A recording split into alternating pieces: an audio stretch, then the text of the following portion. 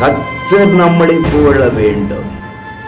இருதயத்தை பார்க்கிறவர் அவர் அல்லவா, அவர் புகழ வேண்டும் என்று சொல்லி அவருடைய புகழ்ச்சிக்காக காத்திருக்கிறது மட்டுமல்ல, அவரால் புகழப்படுகிற விதத்தில் நம்முடைய அனைத்து கிரியைகளும் இருக்க வேண்டும். பிரியமானவர்களே, மகத்துவராம் இயேசுவின் இன்ப நாமத்திலே மனதார வாழ்த்துகிறேன். ஏசப்பா உங்களை ஆசீர்வதித்து நடத்துவாராக. 2 கொரிந்தியர் 10வது அதிகாரம் 18வது வசனத்திலே, தன்னைத்தான் புகழுகிறவன் உத்தமன் அல்ல, கர்த்தரால் புகழப்படுகிறவனே உத்தமன். பிரியமானவர்களே, இன்றைக்கு நாம் மனிதர்களாலே புகழப்பட வேண்டும் என்று நினைக்கிறவர்களாயிருந்தால் நம்மை நாம் மாற்றிக்கொள்ள வேண்டும்.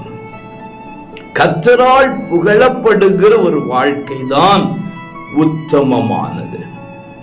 மனிதர்கள் சூழ்நிலைக்கு தகுந்தார் போல மாறிக்கொள்வார்கள். உங்களிடத்திலிருந்து ஏதாவது பெறுகிற சூழ்நிலையில் உங்களை புகழ்வார்கள்.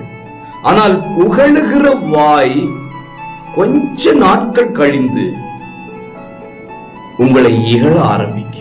இருதயத்தை பார்க்கிறவர் அவர் அல்லவா, அவர் புகழ வேண்டும் என்று சொல்லி அவருடைய புகழ்ச்சிக்காக காத்திருக்கிறது மட்டுமல்ல, அவரால் புகழப்படுகிற விதத்தில் நம்முடைய அனைத்து கிரியைகளும் இருக்க வேண்டும்.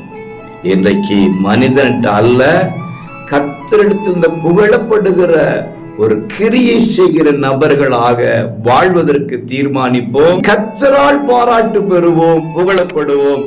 இந்த நாள் அப்படிப்பட்ட நாளாய் மாறட்டும். God bless you.